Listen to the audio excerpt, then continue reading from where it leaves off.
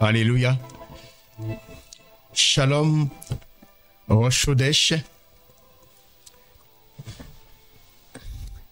Je vous souhaite un bon mois, du mois de Ziv, Z-I-V, qui signifie éclat, le deuxième mois de l'année, le deuxième mois du printemps. Alors, bonne fête, bon mois, que ce mois soit un mois d'éclat.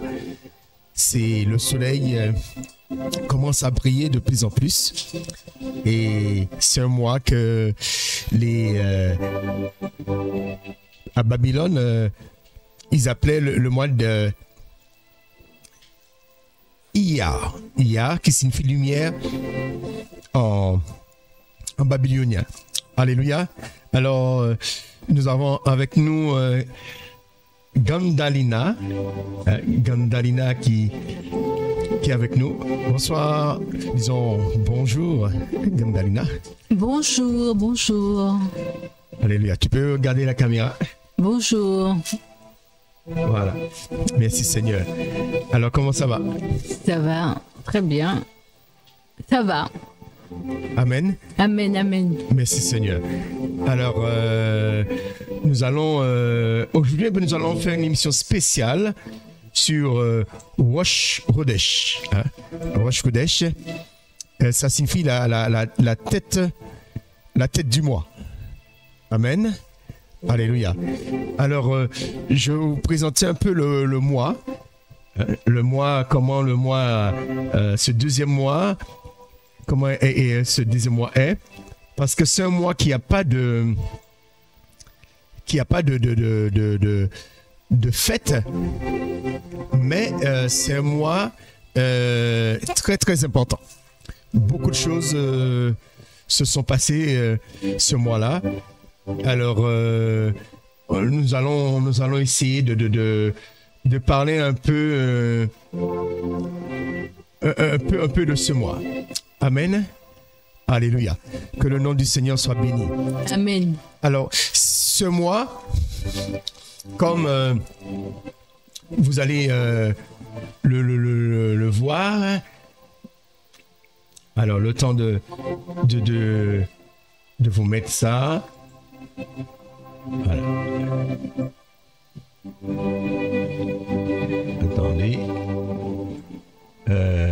Attendez, le temps de vous mettre voilà, ce mois. Alors, ce mois,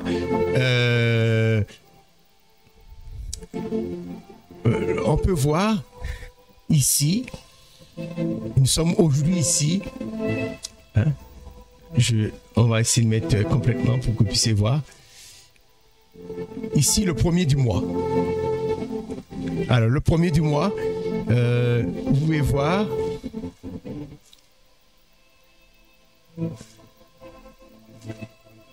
Voilà. Le premier du mois, vous pouvez voir que qu'il y a des, comment dire, attendez, je vais mettre un peu plus pour vous. Voilà. Essayer de mettre un peu plus pour vous. Voilà, comme ça. Le premier du mois, on voit que le premier événement, c'est ce jour, le premier du deuxième mois, que Noah entra dans l'arche avec sa famille. Et dans ce premier jour, aujourd'hui qui est l'anniversaire, c'est le jour que le Seigneur, mais il a présenté les 12 princes, il a nommé les 12 princes d'Israël. Et puis il a nommé aussi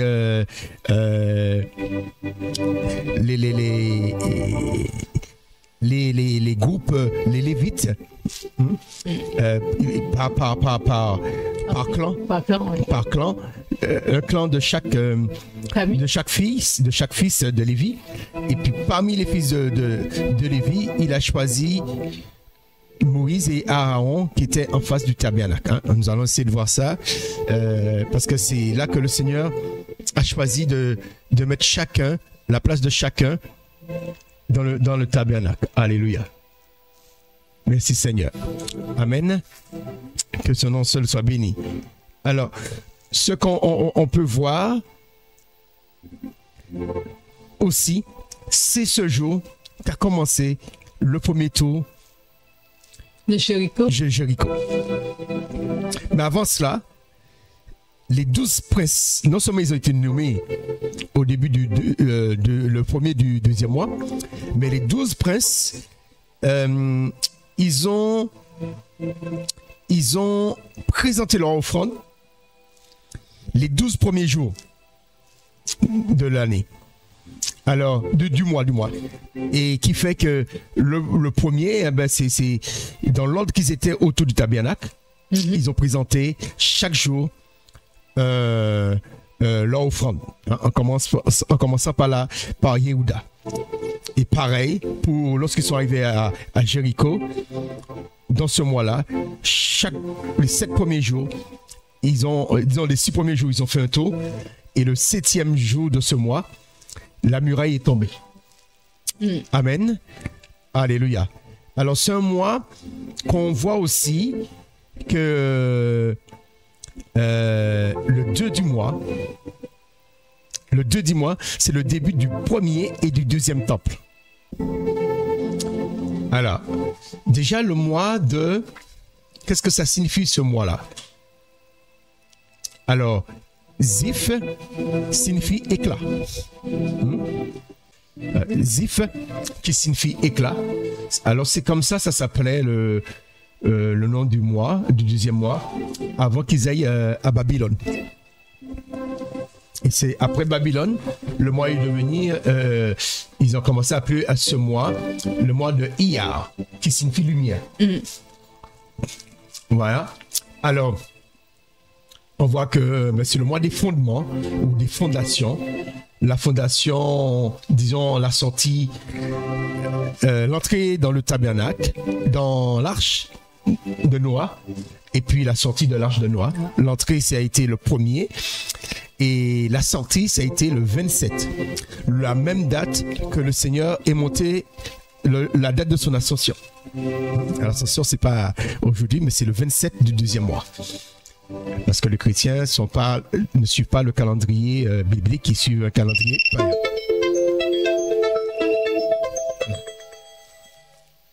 païen. On était où?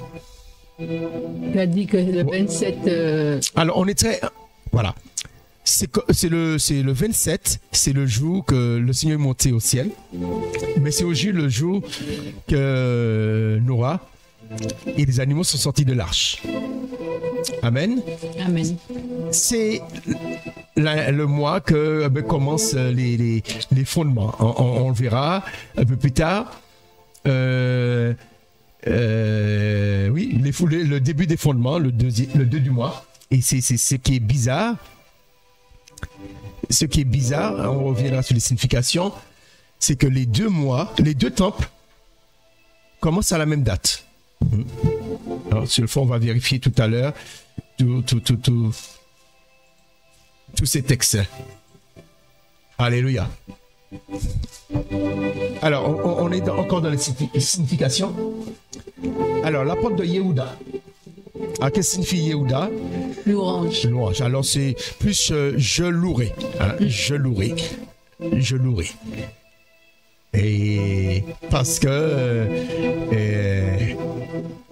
elle a dit au Seigneur, elle remercie le Seigneur pour son 4e fils. Hein? Amen. Amen. Alors c'est dans le livre de la Genèse, si on peut regarder, c'est le livre de la Genèse, chapitre 29, et le verset 35. Amen. Elle devint encore enceinte et enfanta un fils. Et elle dit, cette fois, je louerai Yehoua. D'accord? Je louerai Yehoua. Alors, la signification, c'est je louerai. Amen. C'est pourquoi elle appela Yehuda. D'accord? Yehuda. Yehuda, qui signifie le mot louange. Amen. Amen. Amen. Alors,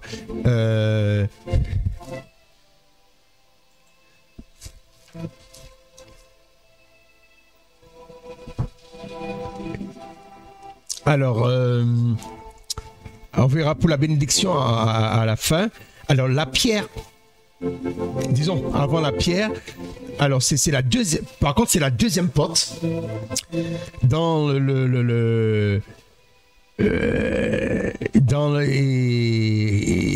Nouvelle Jérusalem, et Ézéchiel 48, verset 31, on peut le voir, le schéma, la deuxième porte. La deuxième porte. Et ce qui est intéressant, c'est que lui, il est le quatrième. Mais il se retrouve en deuxième porte. Et normalement, il devait être ici à la place de Joseph. Mais le Seigneur le met en deuxième. Et on verra tout à l'heure que lorsque le Seigneur l'a placé pour le tabernacle, autour du tabernacle, il était en première position. Mais on voit au ciel, Réhouben retrouve sa place d'aîné. Et cela rappelle un verset qui dit, je ne sais pas si je voulais préparer. Bon, en fait, le verset nous parle que lorsqu'une femme lorsqu'un homme a deux femmes et que celui-ci il aime la deuxième, et ce sera l'héritier, ce sera le fils de la première. Le fils de la première. Parce qu'on sait que Jacob, il aimait Rachel. Il aimait Rachel, mais ce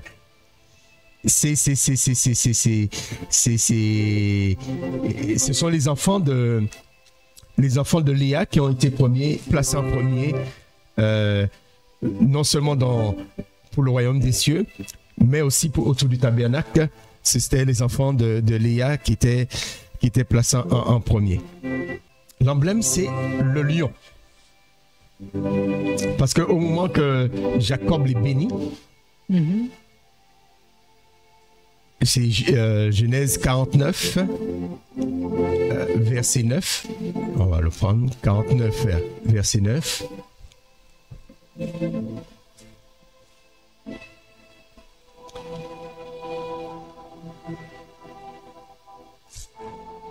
Verset 9, voilà. Vas-y, tu peux lire. Yehuda est un jeune lion. Tu es monté auprès de la proie, mon fils. Il s'est agenouillé, il s'est couché comme un lion, comme une lionne, qui le fera lever. Amen. Yehuda est un jeune lion. Est un jeune lion. Amen. Alléluia. Voilà. Alors, son emblème, c'est le lion. On peut voir l'emblème de Yehuda. Ici. Oui. Il y a l'étoile de David, mais c'est un lion. Bon, voilà. Il y a différents types. Voilà. Et nous allons voir que sur lors du comment ça s'appelle, le pectoral, sur le pectoral, bon, le pectoral, c'est dans l'ordre des naissances, et lui, sa pierre, c'est le grenat. On peut voir le grenat, à quoi ça ressemble, le grenat. Alors bon, là c'est bon, le lion, hein. On revient sur le symbole, le lion. Là c'est pour Réhouben. Ça représente la fleur de mandragore. Parce que Réhouben, il avait donné des mandragoles à Léa. Non, à Rachel. À Rachel. Les mandragores. Et Rachel avait eu les mandragores, et Alors du coup, comment dire, elle a laissé Jacob aller vers Léa. Amen. Alors c'est le lion. Alors le pectoral. Voilà, le pectoral ici. Voilà. Il est au 4e position dans le pectoral. Yehuda, 4e position. Alors, la pierre, c'est du grenat. Le grenat, ça pourrait être comme ça. C'est pourquoi certaines personnes peuvent le présenter en vert. Voilà, c'est le grenat. Le grenat. Mais pour le campement, Jacob était placé. On regarde sur ici.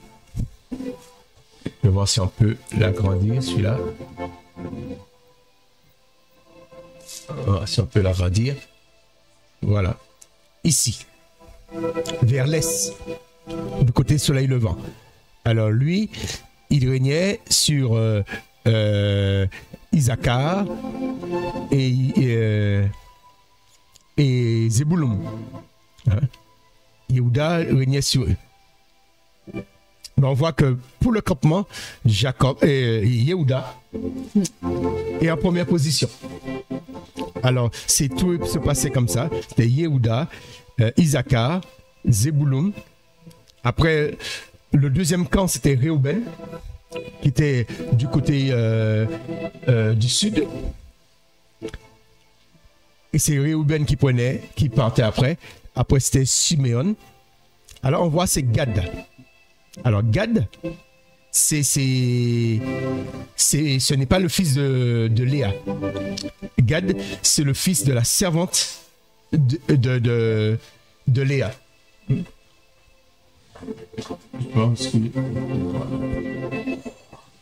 Voilà, on peut le voir ici. On peut le voir ici. Le Seigneur, il commence pas par Réhouben. Il commence pas par Siméon. Il commence pas par Lévi. Mais il commence par le 4e, Yehuda. Yehuda, Issachar et Zébouloun, le premier côté. Et après, les 3 autres, ils commencent par Réhouben, Siméon et Lévi. Ça pose un problème parce que Lévi, lui, il était autour du comment dire? Lui, il était autour du tabernacle. Ouais, le campement, ici.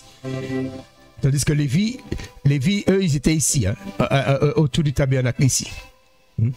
Sur une autre image, je vais pouvoir vous le montrer.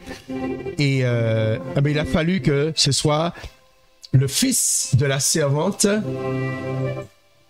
de Léa.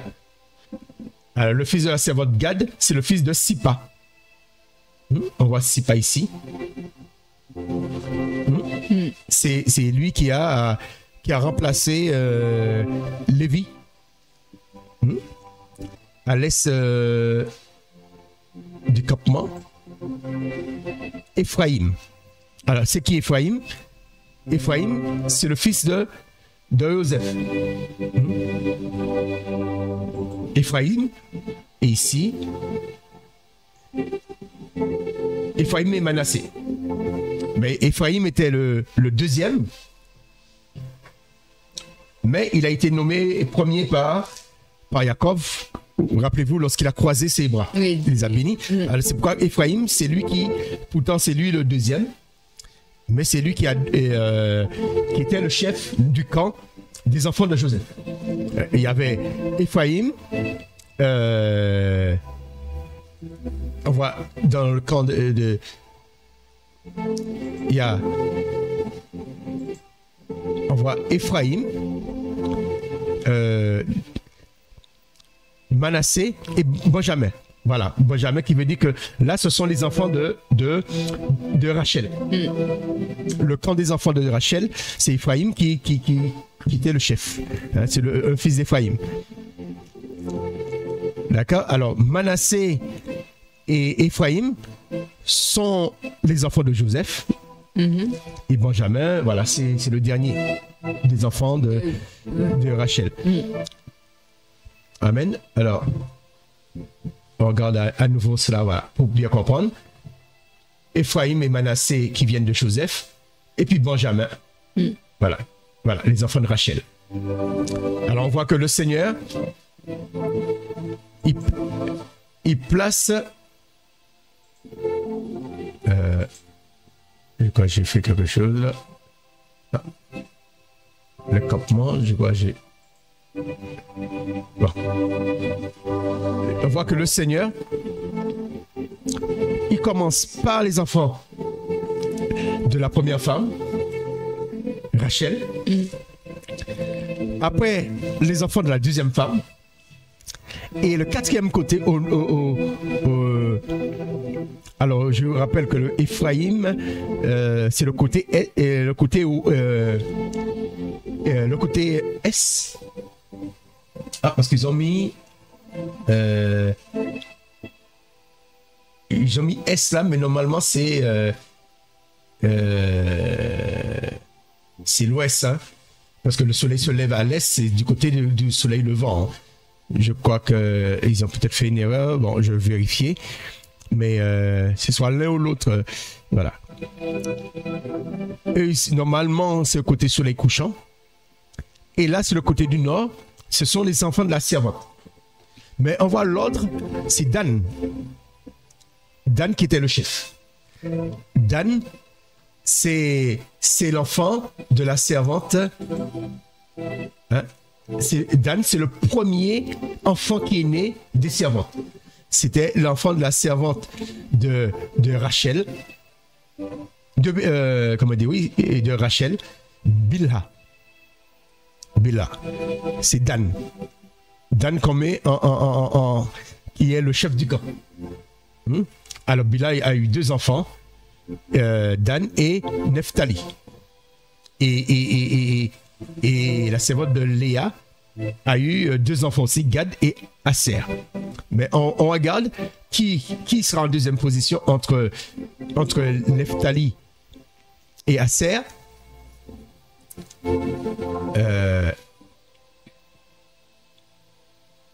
Quoi ça, hein? Ouais. On voit Aser, et c'est lui le deuxième position.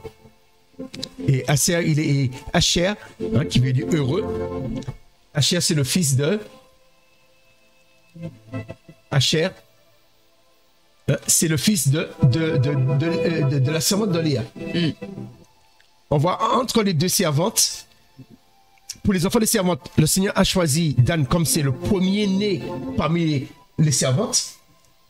Mais en deuxième position, il met le deuxième fils de la servante de Léa. Amen. Et puis finit par Rachel. Voilà. C'est ce que cela nous enseigne. Voilà. Le Seigneur, il les réunit en fonction de leur mère. Mais en priorité, autour du tabernacle terrestre, il commence par les enfants de Léa. Par les enfants de Léa. Après, les enfants de Rachel. Et après, les enfants des servantes. Des servantes. Mais tandis que pour le tabernacle céleste, le Seigneur, il fait différemment. Il commence par Réhouben, il commence pas par Yehuda. C'est toujours les enfants de Léa. Hein. Après Yehuda, après Lévi. Attention. Après Lévi. Hein, alors ça représente un peu le nord. Hein, le nord, le printemps. Et après, à l'est, il passe aux enfants de Rachel. Alors, Joseph, parce que là maintenant, au ciel, les tribus de Joseph sont réunies. Manassé et Ephraïm forment une seule tribu. Et ce que je voulais vous dire, que Joseph a eu d'autres enfants à part Manassé et Ephraïm. Mais ils ont été partagés dans les deux tribus. Les autres enfants. Ce sont les enfants qu'il a eus avant l'arrivée de Jacob. Mais après l'arrivée de Jacob, Joseph a eu d'autres enfants. Et ces autres enfants, ils ont été partagés dans les deux tribus. Alors on voit, c'est les deux enfants de Rachel. Et puis Dan, qui est le premier-né de la servante de Rachel. Ça fait un peu comme pour l'autre, le tabernacle terrestre. En 6e position, c'était le premier-né de la servante de Léa. Et au sud, en face du nord, on retrouve encore les enfants de Léa. Et après, on finit par Gad, Asher et Nephtali. Je pense que c'est le même ordre. Les enfants des servantes. On peut vérifier au niveau de l'ordre. Les enfants. Voilà, le même ordre. Sauf qu'il n'y a pas Dan. Dan est dans l'autre. Là, c'est Asher, Dan, Asher, Nephtali. Mais à la place de Dan, là, nous avons. À la place de Dan, Gad. Voilà. Alléluia. Amen. Amen. Alors, maintenant, qu'est-ce qu'on peut dire sur ce mois? Ce mois très intéressant. Alors, ce mois, comme on voit, les 7 premiers jours du tour du tabernacle commencent. Amen. Alors, ce qu'on peut dire, il y a plusieurs chiffres. On peut commencer par le chiffre 1. 1, c'est le premier de ce mois que l'homme et Noah est entré dans l'arche. On voit que c'est le premier tour du tour du tabernacle, le tour de Jéricho, et aussi c'est le premier jour de l'offrande des 12 princes d'Israël. Alors, le chiffre 2. Le chiffre 2 en hébreu,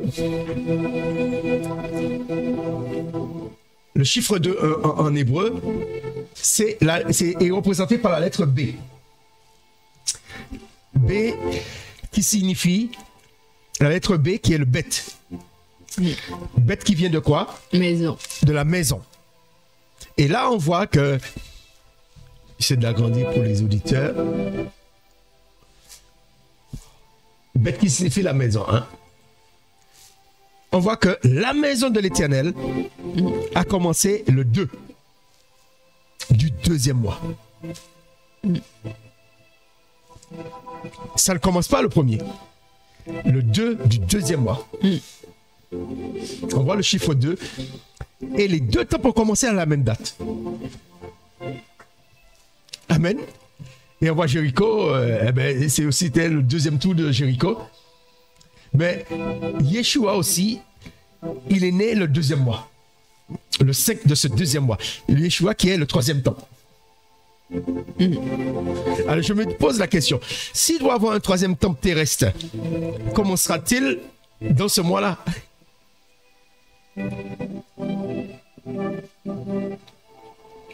On peut se poser la question. On voit, c'est un mois que le Seigneur, il choisit spirituellement ces 12 princes. Ouais. On n'a pas la date ni le mois que le Seigneur a choisi ses 12 apôtres. Mais ce ne serait pas étonnant qu'il ait choisi dans ce mois-là. Parce que c'est le mois qu'on place les fondements. Alors ça peut donner des idées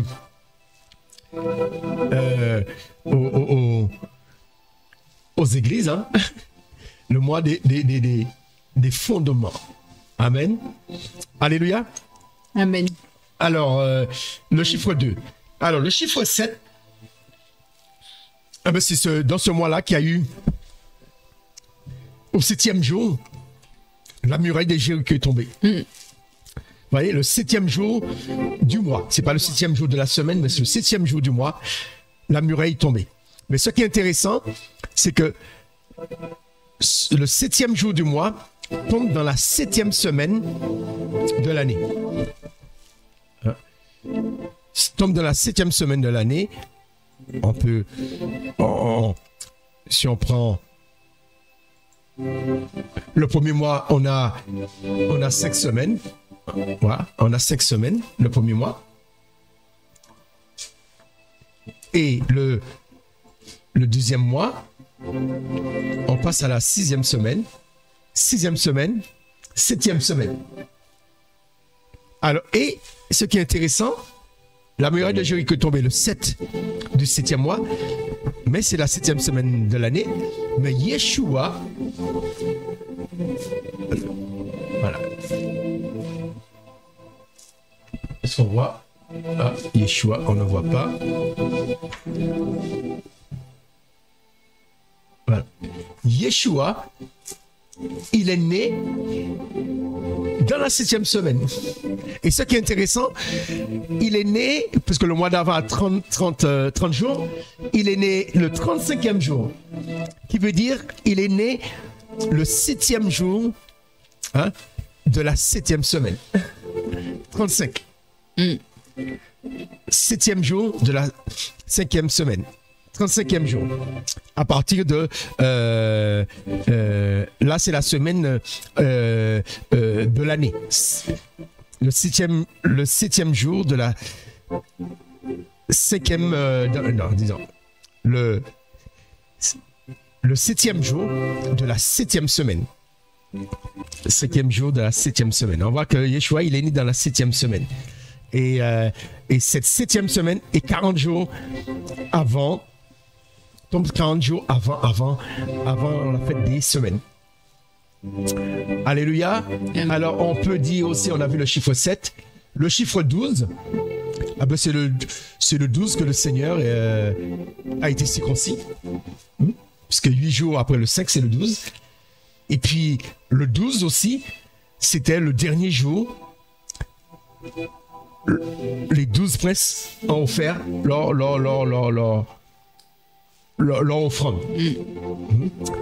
Alors, ce mois-là, le 15, il y a 2 événements qui s'est passé. Alors là, j'ai noté un seul. Un événement. Il me semble. Ouais, c'est un événement. Alors, le 15, c'est le début de la manne. C'est ce mois-là que la manne a commencé. Alors, le 17, malheureusement, c'est le jour que le péché est entré dans l'humanité. Dans l'humanité. Le 17. Et le 18, c'est le jour que le déluge a commencé. Et le 20, c'est le premier déplacement de la Mishkan. La Mishkan, c'est le premier déplacement de la Mishkan. Du tabernacle. C'est le tabernacle. La demeure. La Mishkan. Alléluia. Voilà. Et puis ce mois-là, lorsqu'on ne pouvait pas faire la Pâque le premier mois parce qu'il y avait un mort, parce qu'on était impur, on le faisait le deuxième mois. On sacrifiait l'agneau le 14, comme pour Yeshua, le 14 du premier mois. Et puis pendant 7 jours, il y avait la fête des pains sur le vin. Alléluia. Et ce mois-là, Yeshua, le 27,